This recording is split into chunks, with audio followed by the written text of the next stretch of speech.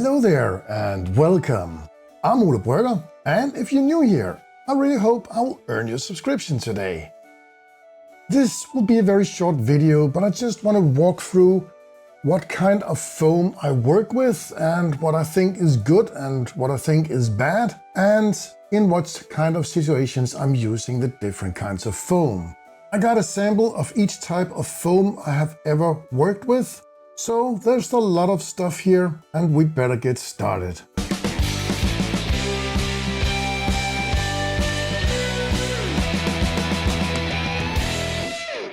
The first type of foam I want to talk about is what we call EVA foam. You probably know it from gymnastic mats and stuff like that. And this type of foam is something I haven't worked with for a very long time. It was about 7 years ago I built a spacesuit for my son at Halloween, and this is the type of foam that you can make costumes out of. It's not very good for terrain. It's very soft and durable, and that's why it is good for costumes and cosplay and all that kind of stuff. But it's not taking up texture very well. You need a heat source like a hot knife or something to make texture to it. The easiest way is just to layer up or get some EVA foam that is already textured. This is not very good for terrain. And then we have EPS foam. This is the type of foam you usually meet in packages as a protection for something that has been shipped. It is also a very common insulation material, and it's an awful material to work with if you're doing terrain, because you can't put textures into it and it has this awful texture that I haven't found a purpose for it anywhere. You will need to use plaster, drywall filler or some kind of texture paint to get rid of this awful texture. I have recently built something with it. It's dirty cheap, and that was why I did it, because it was a huge piece of terrain. But it takes a lot of work, plaster, and a lot of swearing. I hate this stuff, and you will probably not gonna see me use it again on this channel. This type of foam is the pink foam. It is an XPS foam, and it has a very high density. It's tough and it's hard. The only thing about the pink foam, or this type of pink foam, this is the only thing I have worked with, and I think it's a very common foam. It is hard for me to source it, but the only thing is, if you want to put texture into it, you need to scorch it with a knife, and then you can use a pencil afterwards to enhance the textures. It is a very good foam, but it's hard for me to get this type of foam, and it is a bit expensive, but it is, however, the cheapest type of XPS foam I can find where I live. So this is something I'm gonna use a lot of in the future. Then we have this type of XPS foam. This is the type of foam that you could get in these packages from the Gamemaster. I was so lucky that I could visit Army Painter's headquarters here in the fall, and they were so kind to give me a couple of these sets. For the Army Painter, it's not possible to source this foam, and this is one of the reasons why this product is going to be deprecated. I have seen it available in some stores, but it is the last stock they have. When I was visiting the Army Painter, they were also very kind to give me a huge pile of this type of foam. The density of the foam is the same as the pink foam.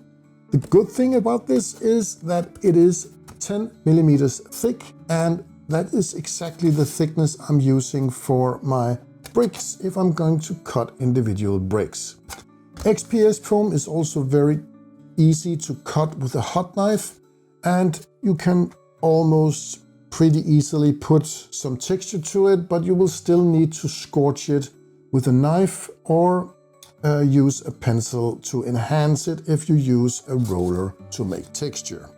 But thank you, Army Painter, for providing me a ton of this stuff, and I am going to use it in one of my upcoming builds. And now to some of the more expensive but very good stuff. This is also XPS foam and it is also 10 millimeters thick. I have sourced this from a German hobby store and it is very expensive for me to get. I only bought a few of these sheets. The good thing about this foam, it takes up texture very good and I love working with it. It is some of the best foam I have ever worked with and I really love the density of it. It feels like it's a bit harder than the pink or the army painter foam. This is very tough and hard foam. It is also XPS foam. I got it from an architect store here in Denmark and it's very expensive and I only got this piece. I'm going to save it because I don't know where I'm going to use it yet, but I am going to use it for a project in the future when I get an idea of where I can use a piece this size, or I can chop it up in smaller pieces and build some stuff out of it. This foam takes up texture very good and I really look forward to build something with this stuff. The last type of foam I have worked with is this foam core. It is a type of XPS foam that's between the two pieces of paper here. It's built like a sandwich where you have a piece of paper on top and bottom and then you have a foam core. Therefore the name foam core. And you can be lucky that you can peel off the paper and use the foam inside. I have already done that on this piece of 3 millimeter foam. I have also tried to make some texture to it. It takes up a texture pretty well, but you still need to enhance it with a pencil or any other sharp object. Now this is a 3 millimeter and the other one here is a 5 millimeter. I don't know the thicknesses in the US since you're using Freedom units, but I think the principle is the same. Foam core is also very cheap. You can get it almost everywhere and I think it's the most obtainable type of foam you can get all over the world. I've gotten a lot of questions about where I sourced my foam and I have done a lot of research and trying to find the cheapest place. And I know it is very different depending on where you are in the world, what type of foam you can get to.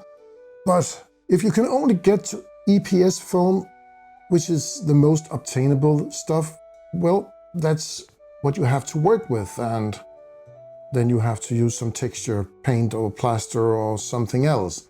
And it requires a lot of patience. But if you are fortunate enough that you can get some of the XPS foam and even the blue foam for a good price, I can highly recommend you to go for that. Unfortunately, we can't get any more of the army painter. This is almost out of stock everywhere, so that's something we have to say goodbye to. And to round this up, I also have to say goodbye for now. I will be back soon with another foam project. And if you would be so kind, leave a comment and tell me what type of foam you can get where you live, and remember to put your country in the comment as well. This is it for now. Thank you so much for watching, and if you think I've earned it, please hit that subscribe button and the like, and I will see you soon. Goodbye for now.